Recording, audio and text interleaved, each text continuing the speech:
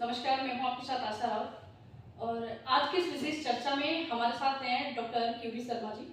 आप हैं बच्चों की हड्डी विशेषज्ञ, जो हड्डियों की जो डॉक्टर होती हैं। आप काफ़ी समय से स्वास्थ्य क्षेत्र में काम कर रही हैं। आपसे हम जानेंगे आज बच्चों में जन्म से लेकर टीनेजर तक एक चाइल्डहुड एज होती है, उसमें किस तरह की हड्डियों से संबंधित दिक्कतें आती हैं, किस तरह से उनको पहचान करें और किस तरह से इस विशेष चर्चा में आज की चर्चा हमारी इसलिए भी खास होने वाली है क्योंकि हम बच्चों की बात करेंगे।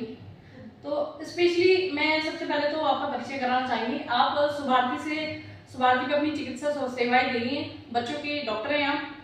मैडम, आज आपसे हम जानना चाहेंगे क्योंकि जो बच्चों की जो एज शुरू होती है बचपन से, क्या हम बात करेंगे छोटे से शिशु से जब बच्चा पैदा होता है, उसमें हड्डियों की जो दिक्कतें आती हैं किस तरह से डायग्नोस करें, किस तरह से पता करें कि उसमें ये समस्या है। तो ऐसा है कि जब बच्चा पैदा होता है तो पहले ही दिन पर जिस टाइम पर माँ बाप बच्चे को देखते हैं तो सबसे पहली दिक्कत जो हमारे पास आती है, जिसमें बच्चे शिशु के पैर टेढ़े होते हैं, अंदर को घूमे होते हैं। ये देखकर बहुत सारे पेरेंट्स घबरा जाते हैं क्योंकि ये गांव के लोगों में ये मान्यता है कि जिसके पैर टेढ़े हैं वो भगवान का कोई श्राप है या ऐसा है। और वो लोग उसका इलाज नहीं कराते। वो लोग डर जाते हैं कि ये कुछ गलत हो गया, वो लोग घर लेके चले जाते हैं और इलाज नहीं कराते। बट कुछ पेरेंट्स जो हमारे पास लेके आते हैं उसमें उनको हम समझाते हैं कि सिर्फ मात्र प्लस्तर से ही इसको ठीक किया जा सकता है। मतलब प्रेगनेंसी में ही जब बच्चे आजकल प्रेग्नेंट होते हैं आजकल प्रेगनेंसी में भी पता लग जाता है। इनफैक्ट 12 हफ्ते या जो 20 हफ्ते का स्कैन होता है उसमें ही पता लग जाता है। इसे क्लब फुट कहा जाता है, तो कि बच्चे को क्लब फुट की दिक्कत है। तो जब ये हम ऐसे पेशेंट्स हमारे पास आते हैं कि कहीं बच्चे को अबॉर्ट तो नहीं कराना, तो हम उन्हें समझाते हैं कि नहीं, ये इतनी बड़ी दिक्कत नहीं है कि इसमें कोई अबॉर्शन की ज़रूरत हो। इसमें सिर्फ मात्र प्लस्तर भर से ही 2 से 3 महीना प्लस्तर लगता है बच्चे को, और सिर्फ प्लस्तर भर से ही पैर बिल्कुल नॉर्मल जैसा हो जाता है, जैसा आपका और मेरा पैर है बिल्कुल वैसे पैर हो जाता है। तो उसमें सिर्फ काउंसलिंग से ही हम उन्हें, जब प्रेग्नेंट होती है फीमेल, सिर्फ काउंसलिंग से ही हम उन्हें ये प्रूव कर देते हैं कि बच्चा ठीक हो सकता है, आपको कोई घबराने की ज़रूरत नहीं है, और मात्र प्लस्तर से ही हम इसको ठीक कर देंगे। क्योंकि उन्हें लगता है कि इसका कोई बड़ा ऑपरेशन होगा या बच्चा हमेशा ही विकलांग रहेगा, कभी चल नहीं पाएगा। तो हम उन्हें समझाते हैं कि सिर्फ प्लस्तर से ही, आजकल इतना एडवांस हो चुका है हमारा मेडिकल साइंस कि सिर्फ प्लस्तर से ही हम उसको ठीक कर देंगे। जैसे कि आपने बताया कि प्रेगनेंसी के समय में पता चल जाता है कि बच्चे के पैर हाथ पैरों में कोई दिक्कत तो नहीं है। तो कौन सा ऐसा टेस्ट है जो एक प्रेग्नेंट लेडी के लिए कंपल्सरी है, जो कराना चाहिए? जब फीमेल प्रेग्नेंट होती है तो उसकी स्कैन्स होते हैं, अल्ट्रासाउंड स्कैन्स, जो शुरू में ही शुरू हो जाते हैं जैसे ही उसे पता लगता है तो प्रेग्नेंट है। तो जो 12 हफ्ते का स्कैन होता है और 20 हफ्ते का स्कैन, वो सबके लिए कंपल्सरी होता है। उसमें बच्चे के पैर कैसे बन रहे हैं, टेढ़े हैं, सीधे हैं, हड्डियां कैसे बन रही हैं, बाकी ऑर्गन्स कैसे बन रहे हैं, हार्ट कैसे बन रहा है, ये सारी चीज़ें उस टाइम पे पता लग जाती हैं। और अगर कोई भी इशू होता है, मान लीजिए दिल में कोई दिक्कत है, किडनी में कोई दिक्कत है, पैरों में कोई दिक्कत है, हड्डी में कोई दिक्कत है, ये सब उसी टाइम पर पता लग जाता है।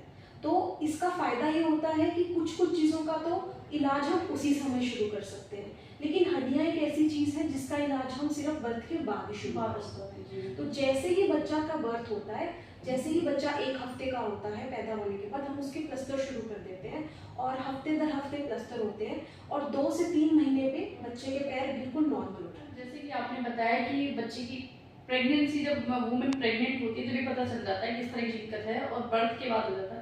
लेकिन बात की जाए एक ट्रीटमेंट की, जो बात की जाए, क्योंकि बच्चा भी बहुत छोटा है, जैसे कि आपने बताया 1 वीक के बाद उसका ट्रीटमेंट शुरू हो जाता है, तो ट्रीटमेंट कब तक रहेगा, कितना लॉन्ग पीरियड जाता है इसमें? अगर पेरेंट्स शुरू में ही हमारे पास बच्चा लेके आ जाते हैं, तो जब बच्चा 1 वीक का होता है हम पहला प्लस्तर तभी कर देते हैं, और लगभग 6 से 8 प्लस्तर टोटल लगते हैं एक हफ्ते के गैप पे। तो इसका ट्रीटमेंट भी कोई बहुत लंबा नहीं है। पेरेंट्स, हमारे पास बहुत सारे पेशेंट्स ऐसे आ रहे हैं, बहुत सारे पेशेंट्स हमने ठीक भी करे हैं, बिल्कुल ठीक हो गए हैं, वो चलने भी शुरू कर दिए हैं 2 साल 3 साल के, अब उनके पैर बिल्कुल नॉर्मल है। तो सिर्फ 6 से 7 प्लस्तर मात्र ही उनका पैर बिल्कुल सीधा हो जाता है, और उस प्लस्तर के बाद हम उसे एक प्लास्टिक का स्लेट देते हैं जो उन्हें रात के समय लगा के रखना होता है, और वो लगभग 2 से 3 साल तक उन्हें लगाना ही होता है। अच्छा, पैर में लगाना होता है, बस सिर्फ रात के समय सोते समय लगाना होता है। और उसके बाद बच्चा दिन में जब चल रहा होता है तो बिल्कुल नॉर्मल चलता है, जैसे उसका समय पे चलना, समय पे बैठना सब नॉर्मल होता है। पैर टेढ़े होने की वजह से ऐसा कभी नहीं होता कि बच्चा देर से चला या बच्चा चला ही नहीं। पेरेंट्स को यही डर होता है कि अगर हम कुछ प्लास्टर कराएंगे या कुछ ऑपरेशन कराएंगे तो क्या पता हमारा बच्चा का पैर और खराब हो जाए। लोगों में अवेयरनेस नहीं है, पैर नहीं है, टेढ़ा नहीं हो जाएगा, कुछ दिक्कत हो। और बाहर उन्हें लोग कुछ भी बता देते हैं तो उसके कारण वो और डर जाते हैं और वो प्लास्टर कराने भी नहीं आते। तो जैसे जैसे हम प्लास्टर करते हैं, हम खुद देखते जाते हैं कि 2 से 3 प्लास्टर बाद ही पैर सीधा होना शुरू हो जाता है। मतलब 60-70% पैर सीधा दिखता है जब उन्हें, तो फिर वो अपने आप वापस आते हैं और प्लास्टर करवाते हैं। और 3 महीने बाद तो वो जब बच्चा जाता है अपने बच्चे को लेके जाते हैं तो पैर बिल्कुल सीधे होते हैं। अच्छा, आपने बताई पैर की बात, लेकिन बच्चे की जैसे अगर बच्चे का हाथ या कोई और हड्डी, क्योंकि पता नहीं जन्म से कौन सी दिक्कत उसको होगी, हाथ भी हो सकता है, कौन कौन सी, क्योंकि आप ज़्यादा बेटर बता सकती हैं, आपने बहुत सारे ऐसे बच्चे देखे होंगे, कौन कौन सी ऐसी दिक्कतें हैं जो बच्चे को देख के पता चल जाता है कि हड्डी में, इस हड्डी में दिक्कत है बच्चे को? देखिए, जन्म के बाद एक तो क्लब फुट सबसे कॉमन है। दूसरी चीज़ जो हमारे पास आती है, कई बार बच्चा पैदा होता है और पैदा होने के बाद उसके हाथ चलने कम हो जाते हैं या चलते ही नहीं है, कोई भी एक हाथ दोनों में से चलता ही नहीं है। तो हम उनको समझाते हैं कि हो सकता है, ये ज़्यादातर उन बच्चों में रहता है जिन बच्चों का वजन अंदर ज़्यादा था, 3.5 किलो से ऊपर था। अच्छा, प्रेगनेंसी में कोई इश्यू रहा हो, लास्ट ट्राइमेस्टर मतलब 8 या 9th मंथ में कोई इश्यू आया हो, तो कई बार बच्चे का कोई हाथ चल नहीं पाता।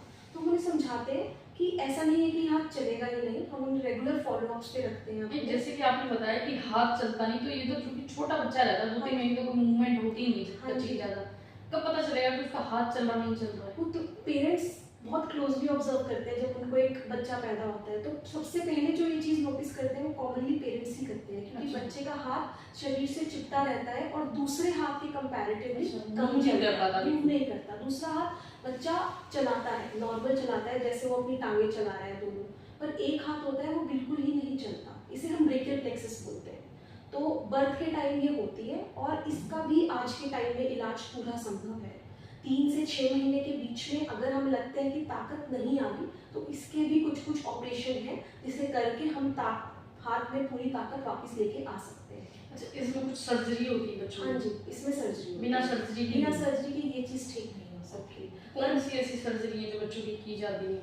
हम पूरा यहाँ पर कंधे के आसपास नसों को खोलते हैं, उन्हें चेक करते हैं उनमें कितनी ताकत है। अगर उनमें ताकत लगती है तो उसमें ही हम आपस में नर्व ट्रांसफर करके सर्जरीज होती हैं वो करते हैं।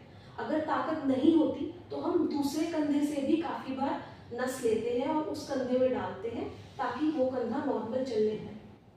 ये तो काफ़ी कॉम्प्लिकेटेड है। हाँ जी, ये बड़ी सर्जरीज है, पर अगर इसका सही टाइम पे इलाज नहीं हुआ तो वो हाथ फिर कभी चलेगा ही नहीं। अगर शुरू के ही पहले साल पहले से ही पहचान हो गई तो उसके भी रिजल्ट अच्छे हैं। तो भविष्य में, जैसे क्योंकि अभी छोटा बच्चा है, उसका पूरा ट्रीटमेंट है, भविष्य में कुछ इस तरह की दिक्कत उसको दोबारा भी हो सकती है? नहीं, ऐसा नहीं होता। मान लीजिए कि क्लब फुट है या ब्रेकियल प्लेक्सस है या कोई भी और नस की दिक्कत है या हड्डी की दिक्कत है, अगर इनिशियल स्टेज में ही उसका इलाज अच्छे से करा लिया जाए, क्योंकि पहले साल जब बच्चा पैदा होता है तो उसकी मांसपेशियां सारी बहुत डॉक्टर के लिए भी हेल्पफुल होती है, क्योंकि वो बन रही होती है, बनने वाली स्टेज में होती है। तो अगर उसी टाइम पर पेरेंट्स उसका इलाज शुरू करवा दें तो रिजल्ट्स बहुत अच्छे हैं।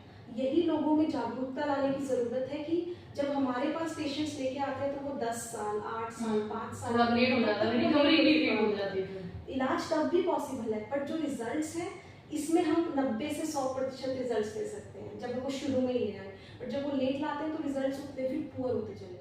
जैसे आपने बताया कि इस तरह का ट्रीटमेंट है, अभी हम बात करेंगे कि एक लेडी जब प्रेग्नेंट होती है उसके बच्चे में इस तरह की हड्डियों से स्पेशली कोई दिक्कत ना आए, किस तरह का आहार, किस तरह के विटामिन, किस तरह के मिनरल्स उसको लेने चाहिए ताकि बच्चा एकदम हेल्थ हो, क्योंकि हड्डियां मजबूत होंगी तो फिर ओबियसली अच्छा ही हो बच्चा, तो उसमें किस तरह का आहार लेना चाहिए? जैसे ही फीमेल प्रेग्नेंट होती है, पहले तो जब वो प्रेगनेंसी के लिए ट्राई कर रही होती है उन्हें उसी टाइम पर आयरन फॉलिक एसिड लेना शुरू कर देना चाहिए, क्योंकि फॉलिक एसिड एक ऐसी चीज़ है जो हमारे ऑर्गन्स, हमारे ब्रेन, हमारे बच्चे की ब्रेन, बच्चे के ऑर्गन बनाने में बहुत ज़्यादा ज़रूरी होती है। और इंडिया की पॉपुलेशन में इसकी भारी मात्रा में कमी है, तो फीमेल्स को पहले से ही इसको लेना शुरू कर देना चाहिए। और उसके बाद जैसे ही वो प्रेग्नेंट होती है तो पहले 3 महीने आयरन, फॉलिक एसिड, कैल्शियम ये टैबलेट्स तो उनको खानी ही होती है पूरे पूरे टाइम। पर पहले 3 महीने ये सबसे ज़्यादा ज़रूरी है, क्योंकि बच्चे के जो ऑर्गन्स हैं, बच्चे के जो ब्रेन है, बच्चे के जो हार्ट है, हड्डियाँ सभी इस टाइम पर सबसे ज़्यादा बनती है। तो इस टाइम पर आयरन, फॉलिक एसिड, कैल्शियम का लेना बहुत ज़रूरी है। बाकी उनको अपने खाने पीने का पूरा ध्यान रखना होता है, पानी का इंटेक पूरा होना चाहिए, दूध, दही, घी का इंटेक पूरा होना चाहिए। किसी भी टाइम ऐसा नहीं होना चाहिए कि वो ज़्यादा लंबे समय तक खाली पेट रहे और काम करती रहे। उनका पोषण पूरा होना चाहिए। उस टाइम पर अगर उन्होंने ध्यान नहीं रखा, स्पेशली फर्स्ट 3 मंथ्स में, तो फिर बच्चे को इश्यूज आ सकते हैं। जैसे कुछ बच्चों में इश्यूज आते हैं, जैसे हम न्यूरल ट्यूब डिफेक्ट कहते हैं, मेनिंगोमाइलोसिस कहते हैं, जिसमें बच्चे के पीछे रीढ़ की हड्डी में फोड़े बन जाते हैं, जिसकी वजह से बच्चों की नसें कमजोर होती हैं, और जब बच्चा पैदा होता है तो वो उस फोड़े के साथ पैदा होता है, जो हमारी रीढ़ की हड्डी में होता है, और बच्चों के जो पैर है वो चल ही नहीं पाते। तो जैसे कि आपने बताया फोड़ा जो इंटरनल होगा या वो अंदर से आ रहा होता है, रीढ़ की हड्डी से उसका कनेक्शन होता है, और वो बाहर एनवायरनमेंट से कनेक्टेड होता है, जिसकी वजह से इन्फेक्शन और नसें और खराब होना। उन बच्चों में काफ़ी बार मतलब यूरिन और स्टूल का भी वो रोक नहीं पाते, इतना दे आर सॉर्ट ऑफ कि उनको पैरालिसिस होता है दोनों पैरों का। तो वो बच्चों का ट्रीटमेंट बहुत ही मुश्किल रहता है। शुरू के 3 से 4 दिन के अंदर अंदर उनको ऑपरेशन करके हमें उस फोड़े को बंद करना पड़ता है। अगर हम नहीं करते ऐसा, तो जो उनके पैर की कमजोरी है, पैरालिसिस है, वो और बढ़ता चला जाता है, और उस फोड़े के अंदर इन्फेक्शन और होने के चांसेस बढ़ जाते हैं, क्योंकि वो डायरेक्टली रीढ़ की हड्डी से कनेक्टेड है। तो ये डायरेक्टली लिंक्ड होता है हमारे आयरन और फॉलिक एसिड से। जिन फीमेल्स में फॉलिक एसिड की कमी होती है, उनमें ये होने के ज़्यादा चांसेस होते हैं। इसलिए फीमेल्स को ये जानना बहुत ज़रूरी है कि शुरू के 3 महीने अगर उन्होंने अपना पोषण अच्छा रखा, अपना रेस्ट किया, अपनी डाइट अच्छी रखी, तो ये सब चीज़ें हड्डी से रिलेटेड, नसों से रिलेटेड, हार्ट से रिलेटेड, ब्रेन से रिलेटेड, ये सारी चीज़ें होने के चांसेस कम होते चले जाते हैं। मैम ये तो हमने बात की एक छोटे बच्चे की, बात करेंगे हम थोड़े से बच्चा जैसे बड़ा हो जाता है, बच्चा स्कूल में जाता है, स्पोर्ट्स की कुछ एक्टिविटी होती है, रनिंग होगी या कुछ व्यायाम करते हैं बच्चे, एक्सरसाइज वगैरह करते हैं, तो कुछ दिखाई देता है स्पेशली घुटनों में जब बच्चा दौड़ता है तो उनके पैर, किसी किसी के चलने में पता चलता है कि पैर थोड़े टेढ़े हैं, किसी के दौड़ने में दिक्कत आती है, तो ये क्या मतलब दिक्कत होती है, किस वजह से होती है? इसे हम नॉकनीज कहते हैं लेमन लैंग्वेज में, और कॉमनली एसोसिएटेड होती है 2 चीज़ों के। एक तो रिकेट्स जिसको हम बोलते हैं, जिसमें हमारे शरीर के अंदर विटामिन डी की डेफिशिएंसी हो जाती है। दूसरा, जिस एज में ये नोटिस किया जाता है, वो लगभग 10 से 12 साल की लड़कियां और 12 से 14 साल के लड़कों में होता है, क्योंकि ये स्टेज होती है जब उनकी सबसे ज़्यादा ग्रोथ हो रही होती है, जिसे हम प्यूबर्टी कहते हैं। जैसे ही प्यूबर्टी आती है तो लड़का और लड़की की ग्रोथ एकदम से बढ़ने लगती है, जिसकी वजह से नॉकनीज भी उसी टाइम पर देखा जाता है। ये कॉमनली विटामिन डी की डेफिशिएंसी से साथ एसोसिएटेड होता है, जो कि आजकल बहुत कॉमन हो गया, क्योंकि हम घरों से बाहर इतना निकलते नहीं हैं, और जो विटामिन डी है वो हमें धूप से मिलता है, तो इट्स वेरी कॉमन। तो अगर टाइमली इसको हम डायग्नोज कर लें, तो शुरू का जो ट्रीटमेंट होता है, शुरू में ही अगर हम विटामिन डी प्रॉपरली दे दें बच्चे को, तो काफ़ी बार हमें किसी सर्जरी की भी ज़रूरत नहीं पड़ती। पर मोस्टली जब पेरेंट्स को पता लगता है, तब तक लेट हो चुका होता है, उसमें फिर हमें सर्जरी करना पड़ता है। इसमें भी 2 तरह की सर्जरी होती है। एक बहुत छोटी सर्जरी होती है, जिसमें हम कुछ ज़्यादा बड़ा नहीं, सिर्फ 15 से 20 मिनट की वो सर्जरी होती है, और उसमें धीरे धीरे करके पैर सीधे हो जाते हैं। तो सर्जरी किस तरह की होती है? पैरों की सर्जरी? पैरों की सर्जरी होती है। बच्चों में एक्चुअली ग्रोथ प्लेट होती है, जिसके अराउंड ये दिक्कत शुरू होती है। तो अगर हम उस ग्रोथ प्लेट को कुछ समय के लिए रोक देते हैं, तो ये दिक्कत अपने आप ठीक हो जाती है। वो 15 से 20 मिनट की छोटी सी सर्जरी होती है, बच्चे को पता भी नहीं लगता। एक अगर काफ़ी बार पेरेंट्स आते हैं हमारे पास 16, 17, 18 साल के बच्चे लेके नॉकनीज के साथ, फिर उसमें हमें बड़ी सर्जरीज करनी पड़ती है। तो अगेन मैं यही बोलूँगी कि अगर हम इस दिक्कत को भी टाइमली पकड़ लें, जैसे ही ये दिक्कत शुरू हुई, पेरेंट्स उसी टाइम हमारे पास ले आए, तो मात्र कई बार दवाई घर से ही या हल्की फुल्की छोटी सर्जरी से ही हम इसको ठीक कर सकते हैं। कोई बड़ा सर्जरी की तरफ हमें जाना ही नहीं पड़ता। इसे हम ग्रोथ मॉड्यूलेशन कहते हैं। इस सर्जरी का नाम ग्रोथ मॉड्यूलेशन है। अच्छा, आपने बताया कि बच्चों को स्पोर्ट्स में भी दिक्कत आती है इससे, तो कौन सी ऐसी मेडिसिन, कौन तरह का बच्चों का खान पान उसमें चेंजेस करें, ताकि जो कमी उनकी बॉडी में, उनकी हड्डियों में आई है, उसको पूरा किया जा सके? स्पेशली जब बच्चे ग्रोइंग एज में होते हैं ना, तो कुछ बच्चों को ग्रोइंग पेन्स एक्सपीरियंस होते हैं, क्योंकि हड्डियाँ बहुत तेजी से बढ़ रही होती है, लेकिन मांसपेशियाँ उतनी तेजी से नहीं बढ़ पाती। इसे हम ग्रोइंग पेन्स बोलते हैं। तो इस टाइम पर स्पेशली 12-13 साल के बच्चे जो स्पोर्ट्स में एक्टिव होते हैं, उनका पोषण बिल्कुल प्रॉपर होना चाहिए। Proper vitamin D, proper calcium intake, milk intake, घी का इंटेक, दही, दूध, all the green leafy vegetables जिसमें बहुत ज़्यादा आयरन की मात्रा होती है। प्रोटीन, जैसे सपोज अगर प्रोटीन डाइट हमारी बहुत कम होती है स्पेशली वेजिटेरियंस की, तो उनको प्रॉपरली प्रोटीन पाउडर लेना चाहिए या फिर एग खाना चाहिए, या फिर अगर कोई नॉन वेजिटेरियन है तो they should focus more on the chicken and the meat because fish part, because इस टाइम पर सबसे ज़्यादा ग्रोथ होती है। अगर इस टाइम पर वो अपनी ग्रोथ का प्रॉपर ध्यान रखेंगे तो उनकी ग्रोथ भी अच्छे से होगी और उनकी हड्डियों में भी कमी नहीं होगी, और ये जो नॉक नीज जैसी दिक्कत है ये भी नहीं होगी।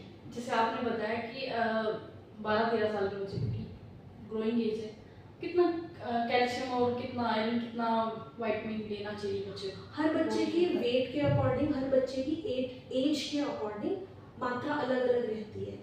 जो विटामिन डी है और कैल्शियम है, अगर कोई दिक्कत नहीं है, मान लीजिए कोई नॉकनीज नहीं है, कोई blood test all are normal, तो हम एक मेंटेनेंस डोज देते हैं 1000 to 2000 यूनिट की विटामिन डी की एंड 500 mg का हम कैल्शियम देते हैं। ये नॉर्मल मेंटेनेंस डोज है, इसे हम 1 to 2 मंथ्स तक देते हैं और एवरी 6 मंथ्स हम इसको रिपीट करते हैं। अगर कोई बच्चा आया है जिसमें ग्रोइंग पेन्स है या फिर नॉक नीज है और ब्लड टेस्ट में उसके विटामिन डी या कैल्शियम की कमी आई है, तो उसका प्रॉपर उसका कोर्स चलता है जो लगभग 1.5 महीने से 2 महीने का कोर्स होता है। वो हम रेगुलर उनको हफ्ते दर हफ्ते देते हैं दवाई, और साथ साथ उनके 4 वीक्स और 8 वीक्स पे टेस्ट रिपीट करा के देखते हैं कि दवाई का कितना असर आ रहा है।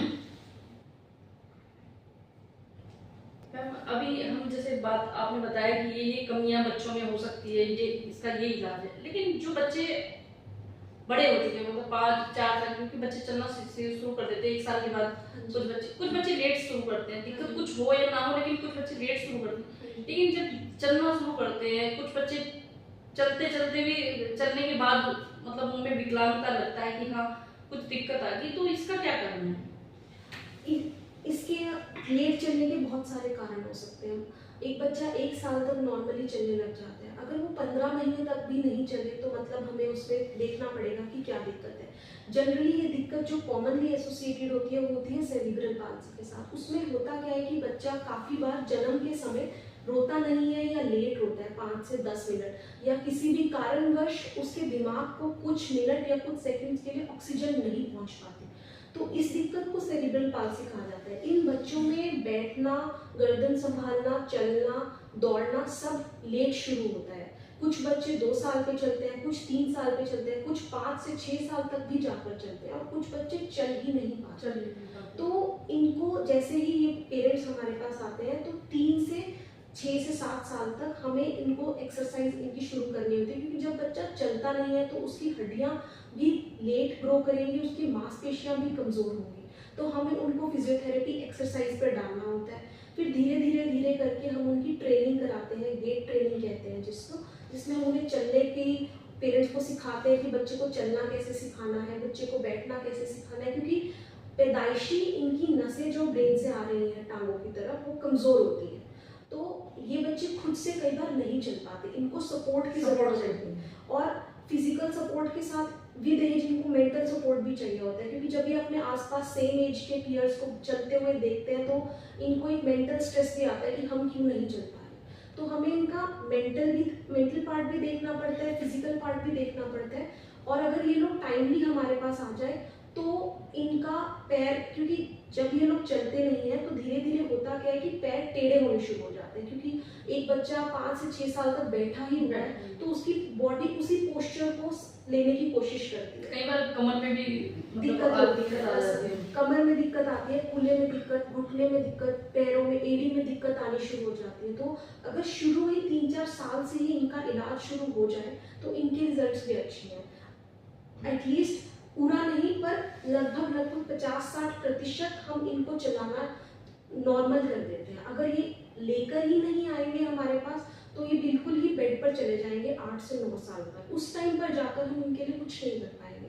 पर अगर ये शुरू में हमारे पास ले आएंगे तो जल्दी ट्रीटमेंट शुरू होगा, जल्दी मांसपेशियाँ, हड्डियाँ बेटर ग्रो करेंगी, और हम देख पाएंगे कि कौन सी एज एप्ट है इसके लिए सर्जरी के लिए। तो हम अगर सही उम्र पर इसका ऑपरेशन या इसका एक्सरसाइज शुरू कर देंगे तो रिजल्ट्स अच्छे हैं।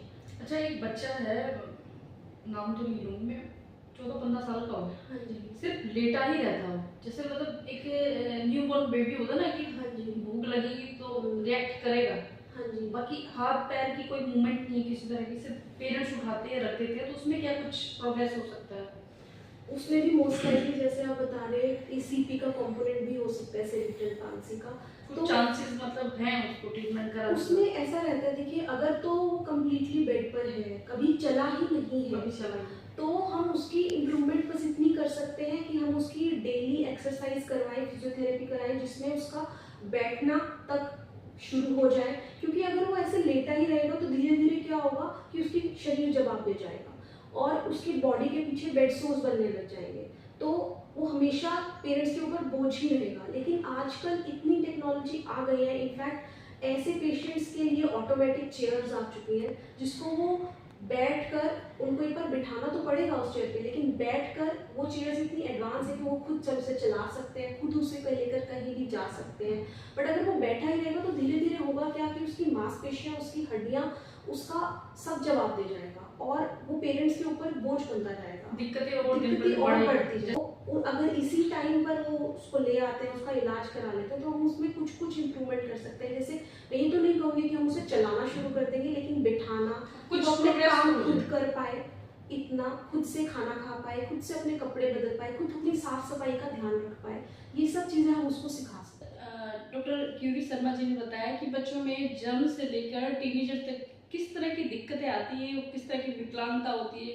प्रेग्नेंट वुमेन जो होती है, यदि वो एक पर्याप्त जो सही मात्रा में विटामिन मिनरल्स ना ले तो उनकी बॉडी में होने वाले बच्चे भी किस तरह की हड्डियों की दिक्कतें आ सकती है।